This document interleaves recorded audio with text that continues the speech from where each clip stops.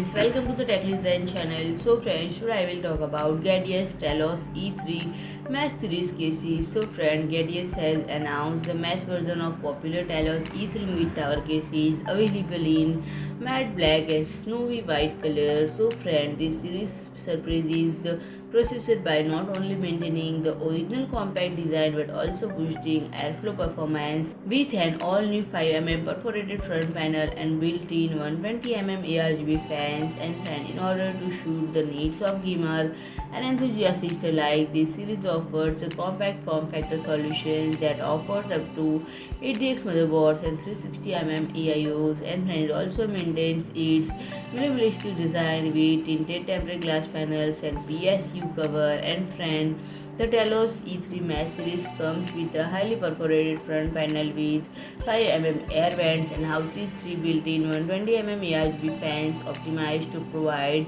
superior air intake and robust airflow to improve thermal regulation and to create an RGB visual field.